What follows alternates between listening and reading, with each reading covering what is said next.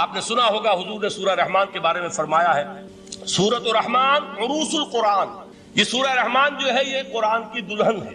جیسے دلہن کو آپ خوشنما لباس پہناتے ہیں، آراستہ پیراستہ اس کو گہنے اور اس کو زیور پہناتے ہیں، تو جس طریقے سے سجاتے ہیں آپ دلہن کو، اللہ تعالیٰ نے ایک سورت قرآن مجید میں یہ ایسی رکھی ہے سورہ رحمان کی، اسے خوب سجایا ہے.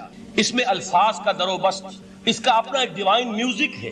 وہ تو اللہ تعالیٰ قراء جو ہے خاص طور پر مصر کے قراء، اللہ تعالیٰ ان پر رحمت نازل فرمائے، ان کی خطاؤں سے درگزر کرے. جس طرح قرآن کے انٹرنسک میوزک کو انہوں نے واضح کیا ہے. واقعہ یہ ہے کہ اگر یہ لوگ نہ ہوتے، شیخ عبد الباسط محمد عبد الصمد، شیخ محمود خلیل الحصری، یہ لوگ کہ جنہوں نے قرآن کے اس غنا میوزک، یہ لفظ جو ہے آپ حیران نہ ہو کہ میں یہ کوئی شاید توہین کر رہا ہوں قرآن کی، حضور نے یہ لفظ استعمال کیا ہے. تغنو، اس قرآن کو اچھی سے اچھی خوشلہانی کے ساتھ پڑھو. من لم یتغن بالقرآن فلیس منا، جو قرآن کو بہتر سے بہتر انداز میں، اچھی سے اچھی آواز میں، خوشلہانی کے ساتھ پڑھنے کی کوشش نہیں کرتا وہ ہم میں سے نہیں. بلکہ ایک مرتبہ حضور رات کے وقت آپ گشت پر تھے اپنے ساتھیوں کے حالات معلوم کرنے کے لیے. حضرت ابو موسیٰ اشعری رضی اللہ تعالیٰ عنہ ایک صحابی ہیں، ان کے گھر کے پاس سے گزر ہوا، وہ رات کو تہجد پڑھ رہے تھے، کھڑے ہوئے کیف کے عالم میں قرآن تلاوت کر رہے ہیں. حضور کو بہت پسند آئی ان کی قرات، کافی دیر تک وہاں کھڑے سنتے رہے. اب انہیں کیا پتا کون سن رہا ہے. بالکل اسی طرح سمجھ لیجئے ایک بات یاد آئی ہے، حضور فرماتے ہیں کہ جس طرح کان لگا کر اللہ قرآن کو سنتا ہے کسی چیز کو نہیں سنتا. ہمیں نظر نہیں آتا نا، ہمیں معلوم نہیں ہے، ہم قرآن پڑھ رہے ہیں تو سننے والا کون ہے؟ سب سے زیادہ کان لگا کر خود اللہ. یہاں اس لیے مجھے یاد آیا کہ ابو موسیٰ اشعری کو کیا پتا تھا کہ کون سن رہا ہے. وہ اپنی کیفیت میں نماز میں تہجد میں قرآن کی تلاوت کر رہے تھے، اور ظاہر بات ہے ان کے گھر ایکڑوں میں بنے ہوئے نہیں تھے، ایک ایک کمرہ، ایک ایک کوئی حجرہ، ایسے تو گھر تھے نا صحابہ کے. لہذا حضور پاس سے گزرے، آواز آئی، کافی دیر سنتے رہے.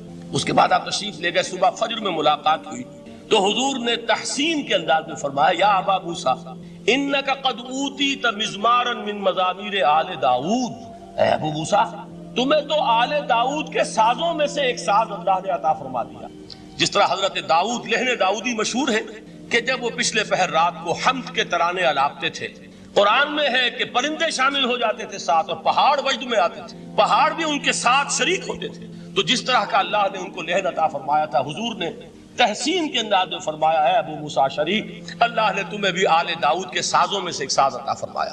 بہرحال قرآن مجید کا جو یہ میوزک ہے، قرآن کے الفاظ کا جو حسن ہے، جہاں تک حسن معنوی ہے وہ تو ہر لفظ میں ہے، لیکن یہ حسن ظاہری، حسن صوتی، حسن لفظی، یہ اپنے کلائمیکس پر آپ کو نظر آئے گا سورہ رحمان. لیکن قرآن میں یہ سورت اس اعتبار سے بھی ممتاز ہے، اس کی 4 آیات پر ذرا توجہ کریں گے، عجیب حقائق سامنے آئیں گے. جہاں یہ قرآن مجید کے حسن صوت اور حسن لفظی کی معراج ہے، وہیں اس کی پہلی 4 آیات میں 4 چوٹی کی چیزوں کا ذکر ہے، سب سے اونچی چیز ہے. پہلی آیت کیا ہے؟ الرحمن. ایک آیت ہو گئی. رحمان کیا ہے؟ اللہ کا نام ہے. کبھی آپ نے غور کیا اللہ کے ناموں میں سب سے پیارا نام کون سا ہوگا؟ رحمان. کیوں؟ اس کا مادہ کیا ہے؟ رحمت. ہمیں سب سے بڑھ کر جس چیز کی ضرورت ہے وہ کیا ہے؟ رحمت خداوندی. نام اچھی طرح سن لیجئے اس حضور کے قول کو. حضور فرماتے کوئی شخص جنت میں مجرد اپنے عمل کی بنیاد پر داخل نہیں ہو سکے گا جب تک کہ رحمت خداوندی دستگیری نہ کرے. کسی صحابی نے بڑی ہمت اور جرأت کا ثبوت دیا کہ پوچھ لیا کیا حضور آپ بھی؟ جب آپ نے فرمایا کوئی شخص داخل نہیں ہو سکتا جنت میں محض اپنے عمل کی بنیاد پر جب تک کہ رحمت خداوندی جو ہے وہ دستگیری نہ فرمائے. پوچھا گیا کیا آپ بھی؟ آپ نے فرمایا ہاں میں بھی. آپ انداز کیجئے کہ اگر محمد الرسول اللہ بھی رحمت خداوندی کے ضرورت مند ہوں تو تاب دیگراں چے رسد، ہماری تو سب سے بڑی ضرورت رحمت خداوندی. اب یہ رحمت جو ہے قرآن مجید میں اللہ تعالیٰ کی یہ شان 2 الفاظ کے ذریعے سے آتی ہے، رحیم اور رحمان. اور کوئی مادہ نہیں ہے جس سے 2 نام بنتے ہوں اللہ کا، لیکن یہ مادہ ہے واحد رحمت کا کہ جس سے رحمان بھی ہے رحیم بھی ہے. رحیم صفت مشبہ ہے، رحمت دائم ہو جائے گی، مستقل ہوگی تو رحیم کہیں گے. اور رحمان، اس میں رحمت کی ہے وہ شان ہے کہ جیسے ٹھاٹھے مارتا ہوا سمندر ہو، ہیجان کی کیفیت، طوفانی کیفیت. رحمت خداوندی کا طوفانی جوش وہ ہے رحمان. آپ تو رہتے اس علاقے میں ہیں، آپ کو معلوم ہے عرب اگر بھوکا مرا جا رہا ہو تو کیا کہے گا؟ انا جوعان. پیاسا مرا جا رہا ہو انا عطشان.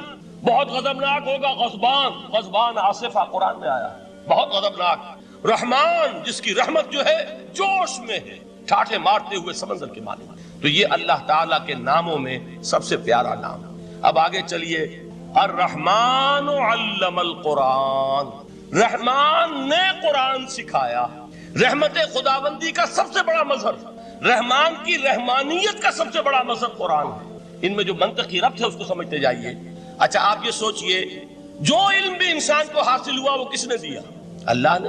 سائنس کا علم کس نے دیا؟ اللہ نے. علم آدم الاسماء کلہا، وہ علم الاسماء جو حضرت آدم کو دے دیا گیا تھا ازل میں، یہ اسی کا ظہور ہے، یہ اسی کی ایکسفولیشن ہے جو ہو رہی ہے اور ہوتی رہے گی ابھی. اور دوسرے علم ہے وہ کس نے دیا؟ اللہ نے. لا یحیطون بشیء من علمہ الا بما شاء، مخلوق میں سے کوئی اللہ کے علم میں سے کسی شے کا احاطہ نہیں کر سکتا مگر وہ جتنا اللہ دینا چاہے. لیکن یہ کہ تمام علوم میں چوٹی کا علم قرآن. نوٹ کرتے جائیے، چوٹی کی چیزیں جمع کیجیے. اللہ کے ناموں میں چوٹی کا نام رحمان. اللہ نے جو کچھ انسان کو سکھایا اس میں چوٹی کا علم قرآن. خلق الانسان، انسان کو پیدا فرمایا. سوال یہ کہ حیوانات کو کس نے پیدا فرمایا؟ آسمان کس نے پیدا کی؟ زمین کس نے پیدا کی؟ فرشتے کس نے پیدا کی؟ کیا مطلب خلق الانسان؟ اس کی تمام مخلوقات میں اس کا کلائمیکس، اس کی تخلیق کی معراج، اس کے تخلیق کا نقطہ عروج انسان ہے. یہ ہے کہ جو مسجود ملائک بنا ہے. وَلَقَدْ كَرَّمْنَا بَنِي آدَمَ وَحَمَلْنَاهُمْ فِي الْبَرِّ وَالْبَحْرِ وَرَزَقْنَاهُمْ مِنَ الطَّيِّبَاتِ وَفَضَّلْنَاهُمْ عَلَى كَثِيرٍ مِّمَّنْ خَلَقْنَا تَفْضِيلًا. تو تخلیق میں سب سے اونچی تخلیق انسان کی، علموں میں سب سے اونچا علم قرآن کا، اللہ کے ناموں میں سب سے اونچا نام رحمان. تقاضے پورے کرو. تقاضے کیا ہے؟ ایمان ہے تو عمل درست ہونا چاہیے، ایمان ہے تو جہاد ہونا چاہیے، ایمان ہے تو جان اور مال کھپانی چاہیے. تو جو ایمان دوسرے لوگ جس طرح لائے ہیں، حمزہ بھی تو ایمان لائے ہیں، آخر ان کا راستہ تمہیں نظر نہیں آ رہا؟ ابو بکر ایمان لائے ہیں، ان کی طرح ایمان لاؤ. تو انہوں نے کیا کہا؟ انؤمن کما آمن السفہاء، کیا ہم اس طرح ایمان لائے جیسے یہ بے وقوف لائے؟ سفیہ کا لفظ تو سبھی جانتے ہیں، یہ سفہاء کسے کہہ رہے ہیں؟ آپ نے پڑھا تو بہت مرتبہ ہوگا ان آیات کو، کبھی سوچا کس کو کہہ رہے ہیں؟ وہ ابو بکر کو کہہ رہے ہیں، وہ حمزہ کو کہہ رہے ہیں، وہ عمر کو کہہ رہے ہیں. ان کی تو مت ماری گئی. غر ہؤلاء دینہم، انہیں تو کوئی ہوش ہی نہیں. 2 مرتبہ حضرت ابو بکر نے وہ کام کیا ہے کہ ہر ورلڈلی وائز انسان یہ کہے گا کہ حماقت کی ہے جس کے سامنے دنیا ہے. جب ہجرت کے لیے حضور تشریف لے جا رہے تھے، 40,000 درہم کا سرمایہ تھا، جبکہ حضرت ابو بکر ایمان لائے. مکے کے چوٹی کے تاجروں میں سے تھے جو ملک التجار کہلاتے. لیکن اب وہ روپیہ کہاں خرچ ہوا؟ بلال کو خریدا، روپیہ دے کے خریدا یا ویسے ہی خرید لیا؟ آزاد کر دیا. ابو فقی کو خریدا، آزاد کر دیا. 6 ہیں غلام اور کنیزیں محمد رسول اللہ پر ایمان لانے والے جن کو ابو بکر نے اپنے پیسے سے خریدا اور آزاد کیا. یہ روپیہ تو پگھل رہا ہے نا. جو تھوڑی بہت پونجی رہ گئی ہے، تو جب حضرت حضور ہجرت کے لیے تشریف لے جا رہے، وہ ساری پونجی اپنے ساتھ لے گئے، گھر والوں کو چھوڑ کر گئے. بوڑھا باپ اندھا ابو قحافہ، بعد میں وہ بھی ایمان لے آئے. اور یہ ابو بکر ہیں کہ جن کی 3 نسلیں ایک وقت میں موجود تھی مسلمانوں کی. ابو قحافہ مومن، ابو بکر مومن، اور ابو بکر کی اولاد مومن، عائشہ، اسما اور ابو بکر اور عبد الرحمن ابن ابی بکر. یہ کون ہے؟ تو 3 نسلیں جس کی بیک وقت رہی ہیں ایمان میں، وہ شاذ لوگ ہیں، ان میں ابو بکر. لیکن یہ کہ اس وقت تک ابو قحافہ ایمان نہیں لائے تھے، والد نابینا تھے. تو والد ہے، بیٹیاں ہیں، حضرت عائشہ، حضرت اسما، حضرت رضی اللہ تعالیٰ عنہما، بیوی ہے. کچھ نہیں چھوڑ کے گئے، ایک پیسہ. جب باپ کو معلوم ہوا بیٹا چلا گیا محمد کے ساتھ صلی اللہ علیہ وسلم، سخت غصے میں ہے، پیچ و تاب میں ہے. اب ہمارا کون والی وارث ہوگا؟ کون ہے ہماری خبر گیری کرنے والا؟ بیٹیوں سے، پوتیوں سے اپنے پوچھتے کچھ چھوڑ کے بھی گیا کہ نہیں؟ ان کا ہاں ابا جان. کیا کیا انہوں نے؟ کبھی پڑھے ہیں واقعات؟ کچھ کنکر روڑے لیے، ایک کپڑے میں پوٹلی بنائی اور اندھے دادا کا ہاتھ اوپر پھروایا. دیکھیے دادا جان، یہ چھوڑ گئے ہیں، یہ مال ہے، یہ سونے اور چاندی کے سکے ہیں، ابا جان ہمیں ایسے نہیں چھوڑ کر گئے. واقعہ کیا ہے کہ ایک پیسہ نہیں چھوڑا ابو بکر نے گھر والوں کے لیے. سب کچھ لے گئے کہ کیا پتا محمد کے ساتھ جا رہا ہوں، کس وقت کیا ضرورت پیش آ جائے صلی اللہ علیہ وسلم. تو یہ کوئی عقل مندی کی بات ہے؟ اپنے غریبانوں میں جھانکی آپ یہ عقل مندی کریں گے؟ کہیں چاہے نہ، یہ بات دوسری ہے. لیکن یہ کہ اس کو کون ہم میں سے عقل مندی کہے گا؟ اسی طریقے سے جب غزوہ تبوک کا وقت آیا، وہ واقعہ تو بہت مشہور ہے. حضرت عمر فرماتے ہیں کہ اس زمانے میں میرے پاس اتفاقاً پیسہ بہت تھا. میں نے یہ سوچا دل میں کہ اس مرحلے پر تو میں ابو بکر سے بازی لے جاؤں گا. مسابقت ان میں بھی تھی لیکن نیکی کی مسابقت, خیر کی مسابقت, انفاق فی سبیل اللہ کی مسابقت.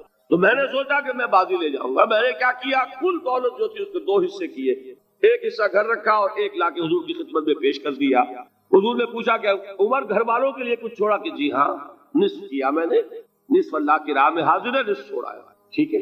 اب وہ آئے ابو بکر, پوچھا حضور نے ابو بکر گھر والوں کے لیے کچھ چھوڑا, کہ نہیں, صدیق کے لیے ہے خدا کا رسول بس, گھر میں اللہ اور اس کے رسول کے نام کے سوا کچھ نہیں تھے. یہی ہے نا, پروانے کو چراغ ہے, بلبل کو پھول بس, اور صدیق کے لیے ہے خدا کا رسول بس, مجھے گھر والوں کے لیے کچھ نہیں چاہیے. یہ کام جو ہے, تو یہ جن کا ہم اس وقت ذکر پڑھ رہے ہیں منافقین, ان کے نزدیک حماقت تھی یا عقل مندی تھی, یہ سمجھداری تھی یا بے وقوفی تھی؟ وہ ہے جو بات کہہ رہے ہیں کہ جب ان سے کہا جاتا ہے ایمان لاؤ بھلے لوگوں کی طرح جیسے دوسرے لوگ ایمان لائے ہیں, تو کیا کہتے ہیں, انؤمن کما آمن السفہاء الا انہم هم السفہاء ولکن لا یعلمون.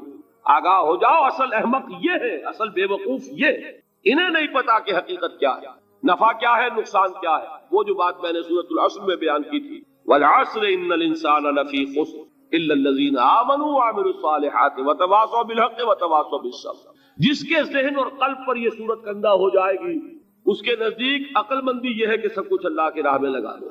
جس کے دل میں یہ بات بیٹھی نہیں, اس کے لیے عقل مندی یہ ہے کہ بچا بچا کر رکھو, چھپا چھپا کر رکھو, سنبھال سنبھال کر رکھو. عقل مندی کا اس میں تقاضا کچھ اور, اس میں تقاضا کچھ اور. لیکن یہاں بھی فرمایا ولکن لا یعلمون, انہیں ابھی علم نہیں ہے اس کا.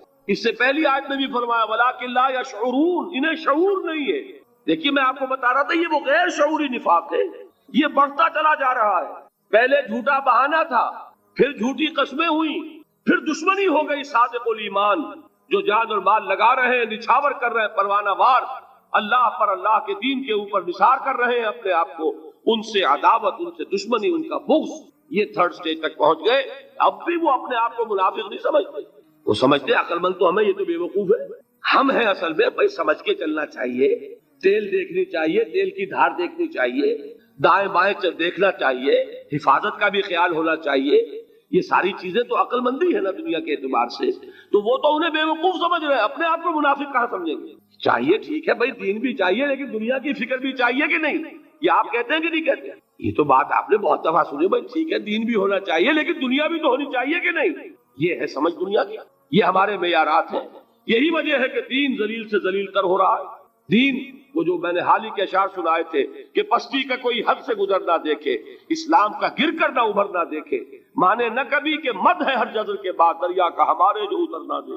یہ دریا چڑھا کب تھا؟ جب صحابہ کرام نے وہ فینیٹسزم جس کو آج ہم کہیں گے, اس کا جب مظاہرہ کیا, اس کا ثبوت دیا, دامے درمے سخنے, جان مال تن دھن سب لگا دیا, تو اللہ کے دین میں بہار آ گئی, رونق آ گئی, دین کا غلبہ ہو گیا.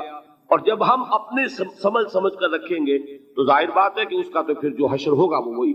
دین میں کمزوری, ہماری دنیا جو ہے پھل رہی ہے, پھول رہی ہے, دین جو ہے وہ کمزور ہوتا چلا. یہ ہے 3rd سٹیج اس نفاق کی, کہ جس کے بعد اب کوئی امکان واپسی کا نہیں ہے. یہ غیر شعوری نفاق, جان لیجئے کہ یہ نہیں ہے کہ ماضی ہی ماضی میں تھا, اب اس کا کوئی امکان نہیں. یہ نہ سمجھیے, اب بھی یہ نفاق جو ہے, یہ میں بتا دوں آپ کو, ایک عام آدمی ہے, دین کا تقاضا ہی سامنے نہیں ہے, اسے پتہ ہی اتنا ہے کہ اللہ کے دین کا تقاضا نماز روزہ, وہ نماز روزہ کر رہا ہے, اس پر نفاق کا حملہ نہیں ہوگا. اس کو آپ کہہ دیں کہ اس کی سمجھ کم ہے, اس کا شعور کم ہے, اسے پتہ نہیں ہے, دین کے تقاضوں سے واقف نہیں ہے, وہ بچا ہوا ہے, وہ محفوظ ہے. وہ جو میں نے آپ سے کہا تھا پرسوں, اور ایک صاحب نے جواب دیا مجھے بعد میں کہ آج آپ نے جو بات کہی ہے تو کل لوگ کم آئیں گے, آپ نے ڈرا دیا کہ یہ جو تقاضے دین کے سامنے آ رہے ہیں تو اس سے ذمہ داری بڑھ رہی ہے. اب جس نے سمجھ لیا ہے پھر پیچھے رہے, وہ نفاق کے خطرے میں ہے.